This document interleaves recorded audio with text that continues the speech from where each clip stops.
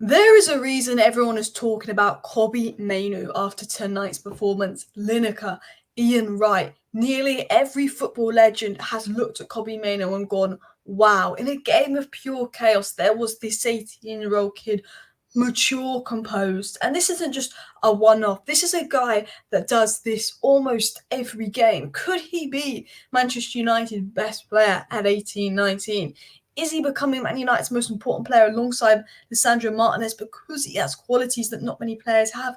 100%. Today's video is going to be 5 things we learned from Manchester United 2, Luton 1. And the first thing I want to talk about is Kobbie Mainoo. I want to talk about him, why he could be maybe United's best player already. And as Ian Wright said, got to be in the England squad. The maturity in chaotic conditions is insane. He is playing like he's been playing for 10 years. His game numbers are here. 5 out of 5 dribbles completed, 9 ball recoveries, 5 ground duels won, 2 key passes, winning duels, putting in a defensive shift, putting in an attacking shift. But more importantly, when every single Man United player on the pitch was just erratic, giving the ball away, couldn't keep the ball at the feet, was losing the ball. The ball stuck to Kobbie Mainoo's feet like glue. He was just dribbling, gliding with the ball. It was too easy for him to get out of these high-pressure scenarios. He completed 6 dribbles against Luton, the most of any Man United player in a Premier League game since Paul Pogba in April 2022. And as Tobe Jizzle said, he wanted to do a Mainoo appreciation tweet, not to overhype him, but because he's the only guy that seemed to keep his head there. And the yellow card was a joke. So the first thing we've learned out of the 5 things we learned from Manchester United 2, Luton 1, is that Mainoo might be our best player. I think Martinez, Mainoo and Højlund, I feel like United's 3 most important players, because if anything happens to them, no one else can replicate or do what they do in the squad. Going into, obviously, Mainoo, chaotic environment, but stayed composed. Unlike others, I'm a big Bruno Fernandes fan. I'm actually a big Casemiro fan. 2 players that have the fan base in divide. But they were awful, particularly in the last 30 minutes of the first half. They were just giving the ball away. It was just like they couldn't keep the ball. They were panicking. They looked on edge. And I'm thinking, you're like 2 of the most experienced players in football. 2 of players that some would argue were world-class, or at least were world-class at that point in time.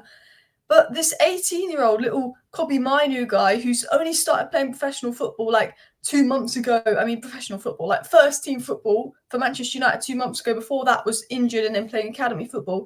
He's like looking like he's played for 10 years. Rolls Royce calmness. When the ball was at his feet, he was not scared. He was fearless. He literally could have the ball at his feet, have 50 players running in at him, wiggle out, play the ball forward. When I felt like Casemiro had the ball, hot potato, lost it. Bruno had the ball, hot potato, lost it. We're so uncomfortable in build-up. We kept having to go long, and then we lost the ball. We invited on pressure.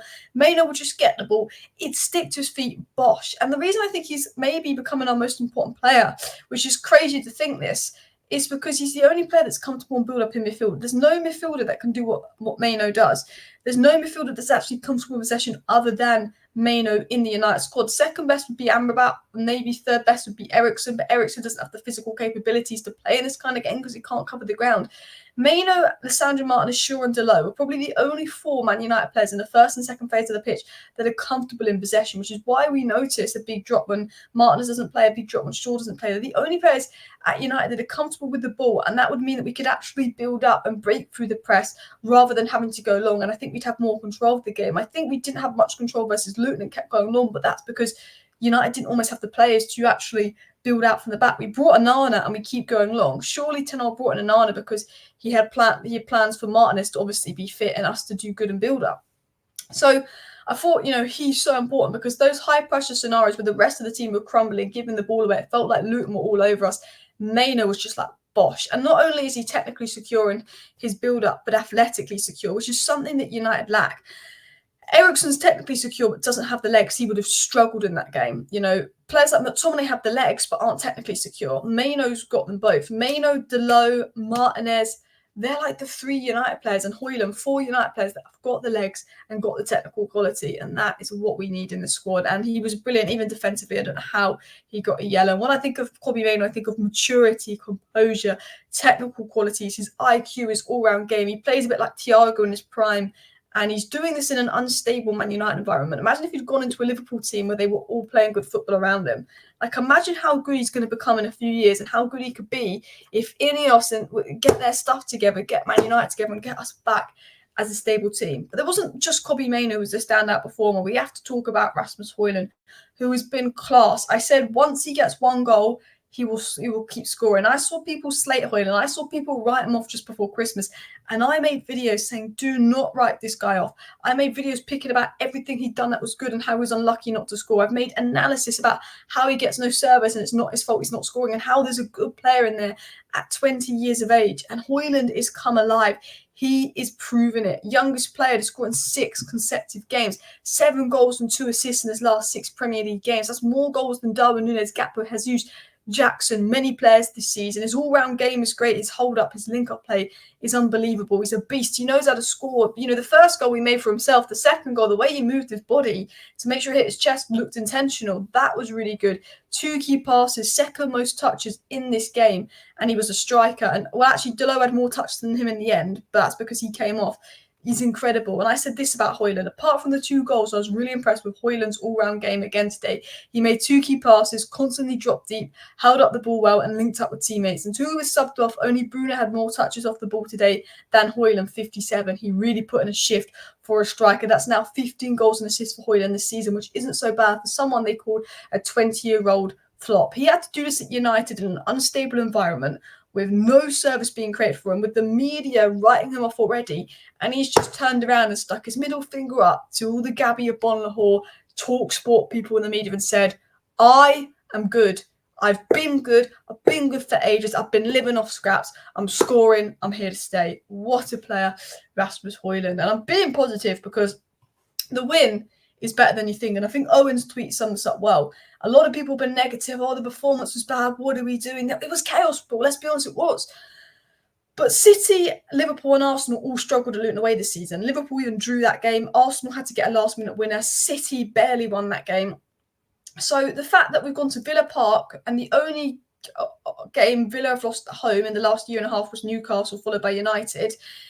We've gone to Villa Park, who've basically lost 2 games there in 18 months. They beat City and Arsenal at home. And then we've gone to Luton, that took points off Liverpool, and City and Arsenal only just beat them. And we've got 6 points out of our last 6 in 2 difficult away games, won 5 games in a row. Yes, the performance wasn't the best, but we saw good stuff in the first 10 minutes. We saw us go 2-0 up. And I think the players let Ten Hag down. I think the players got erratic. They let Ten Hag down. I think, yeah, we should control the game out better, and maybe Ten Hag should tell them to stop going long. But I actually think, you know what? The youngsters pulled up today. Ten Hag is developing the youngsters. We've won 5 games in a row. These are 2 difficult away games. Yes, Luton almost looked all over us at times, but actually, we had next year of 3. Luton had a next year of 1.5. We had the better chances. We could have scored 4 or 5. When you think about it, yes, Luton were all over us at times. Yes, Luton played the better football. We could have scored 5 goals, and we've just got 6 points from 2 really difficult away games where the big teams are dropping points. We're now 3 points behind Spurs. I think this win and where we are is a lot better than people say, because you've got to remember we lost Shaw. We don't have Martinez. They're so key for us controlling out games as well. And yes, it was like a repeat of the Champions League, 2-0 up and you throw it away and it feels like we're not learning from mistakes. But ultimately, Ten Hag did coach a win at the end of the day. Some of the players let him down. Some of the experienced players let him down, but he coached the win. And talking of the experienced players that didn't let him down, I thought Johnny Evans and Varane had a good game. I was most disappointed in Maguire and Casemiro today, and I thought Bruno in the first half was really, really bad, and I'm a big fan of Bruno.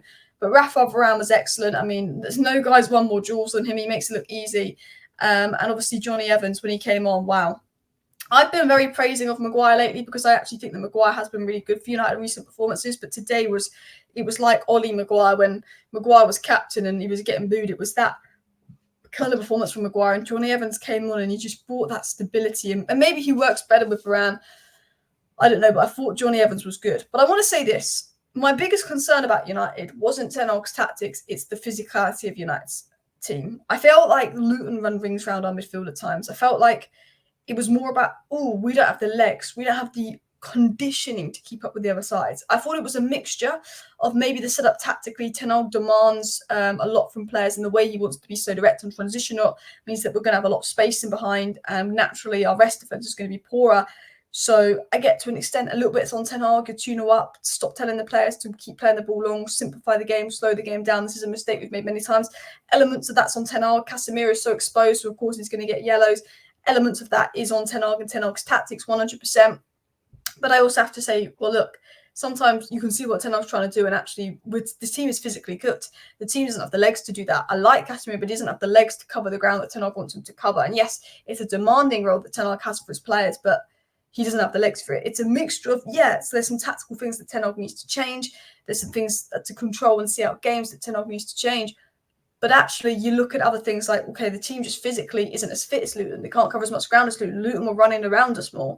And I think a lot of that comes down to the athletic qualities of the team. And that's why I really hope that Ineos back Ten Hag, because I think there's a good manager in Ten Hag. I think there's problems I have with Ten Hag. He needs to use his subs more. I think we need to close out games better. We need more control. There's a few issues that I have with Ten Hag.